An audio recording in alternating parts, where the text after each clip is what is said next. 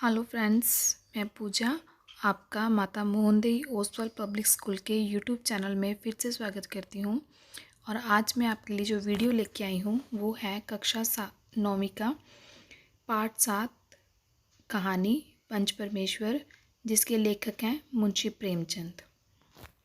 तो पाठ स्टार्ट करते हैं। पंच परमेश्वर मुंशी प्रेमचंद द्वारा रचित एक सुविख्यात कहानी है जिसका प्रकाशन सन 1915 में हुआ था। हिंदी साहित्य जगत में कुछ आलोचक पंच परमेश्वर कहानी को हिंदी की प्रथम कहानी मानते हैं। सच्चे अर्थों में ये कहानी एक आदर्शवादी कहानी है।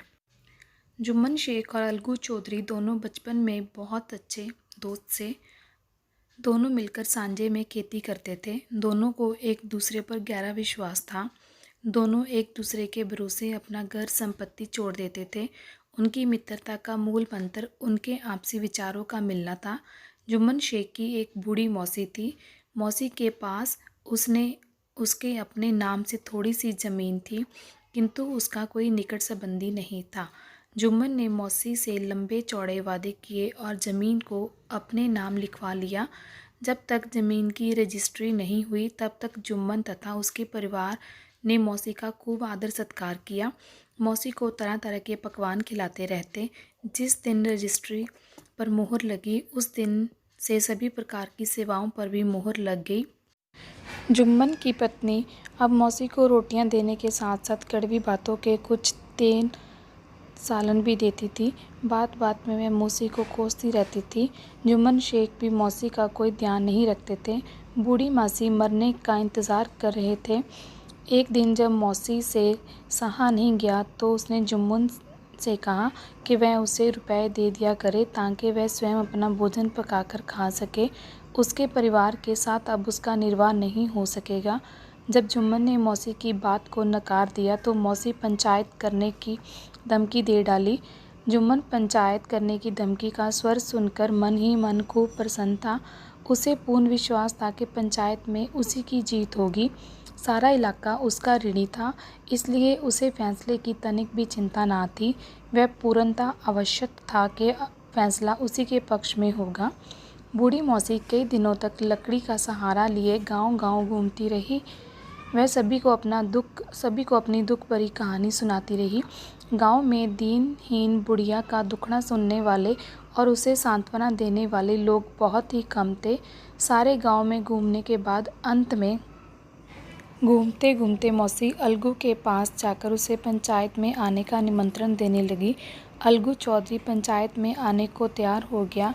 उसने मौसी से कहा कि जुम्मन उसका पक्का मित्र है, इसलिए वह उसके विरोध में कुछ नहीं बोलेगा। वह वहाँ चुपचाप बैठा रहेगा। मौसी ने प्रतिवार करते हुए कहा कि क्या बिगाड़ के डर से ईमान की बात ना कहोगे। मौसी द्वारा कहे गए इन शब्दों का अलगू के पास कोई उत्तर नहीं था। आखिरकार एक दिन शाम के समय एक पेड़ के नीचे पंचायत बैठी। जुम्मन शेख ने पहले से ही फर्श बिछाया हुआ था। पंचायत के आने वाले सभी लोगों ने सत्कार से उसका पूरा प्रबंध कर रखा था। उनके खाने के लिए पान, इलायची, हुक्के, तंबाकू आदि का पूर्ण प्रबंध रखा हुआ था। पंचायत में जब कोई आता था तो वह दबे हुए सलाम के साथ उनका आदर सत्कार करते हुए स्वागत करता था। पंचों के बैठने के बाद बूढ़ी मौसी अपनी कर्ण कहानी सुनाते हुए कहने लगी कि 3 वर्ष पहले उसने अपनी सारी जायदाद जुम्मन के नाम लिख दी। जुम्मन शेख ने भी उसे उम्र भर रोटी कपड़ा देने का स्वीकार किया था। साल भर तो किसी तरह रो पीट कर निकाल दिया, लेकिन अब अत्याचार सहे नहीं जाते। आप पंचों का जो भी आदेश होगा वह मैं स्वीकार करूंगी। सभी ने मिलकर अलगू चौधरी को सरपंच बना दिया। अलगू के सरपंच बनते ही जुम्मन आनंद से भर गए। उन्होंने अपने बात अपने मन में रखते हुए कहा कि उन्हें अलगू का सरपंच बनना स्वीकार है। अलगू ने सरपंच बनने पर रामधन मिश्र और जुम्मन के अन्य विरोधी जन बुढ़िया को अपने मन ही मन कोसने लगे। जुम्मन को अब फैसला अपनी तरफ आता दिखाई दे रहा था। पंचायत में अलगू चौधरी द्वारा पूछा गया एक एक प्रश्न जुम्मन को हथौड़े की एक एक चोट के समान लग रहा था। अंततः अलगू चौधरी ने अपना फैसला सुनाते हुए कहा कि बूढ़ी मौसी की जायदाद से इतना लाभ अवश्य होगा कि उसे महीने का खर्चा दिया जा सके, इसलिए जुम्मन को मौसी को महीने का खर्चा देना ही होगा। यदि जुम्मन को फैसला अस्वीकार है तो जायदाद की रजिस्ट्री रद्द समझी जाएगी। सभी ने अलगू के फैसले को खूब सराहा। फैसला सुनते ही जुम्मन सन्नाटे में आ गया। अलगू के इस फैसले ने जुम्मन के साथ उसकी दोस्ती की जड़ों को पूरी तरह से हिला दिया। जुम्मन दिन रात अलगू से बदला लेने की सोचता रहता था। शीघ्र ही जुम्मन की कुटिल सोच की प्रतीक्षा समाप्त हुई। अलगू चौधरी पिछले वर्ष ही बैरिस्टर से बैलों की एक जोड़ी मोल खरीद लाया था।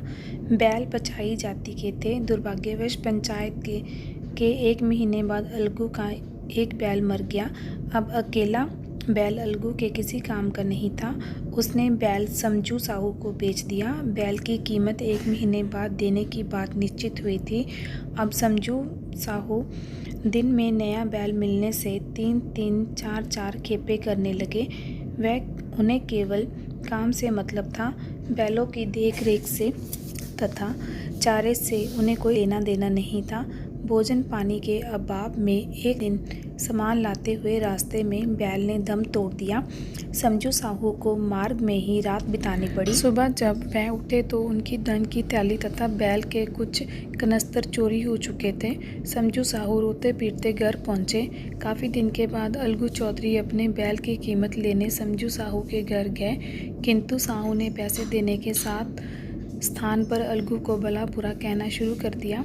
अंततः पंचायत बैठी। सरपंच जुम्मन शेख को चुना गया। सरपंच के रूप में जुम्मन ने न्याय संगत फैसला सुनाया।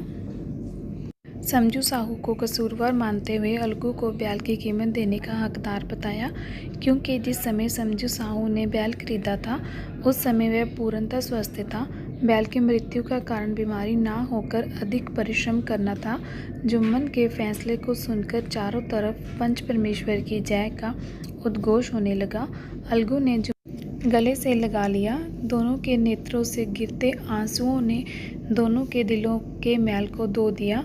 दोनों की मस्ती रूपी लता को कभी मुरझा गई थी, अब फिर से हरी भरी हो गई थी। तो ये था हमारा निबंध पंच परमेश्वर। आपको ये वीडियो अच्छी लगी हो तो लाइक और शेयर करें, और आप हमारे स्कूल के YouTube चैनल को सब्सक्राइब करें।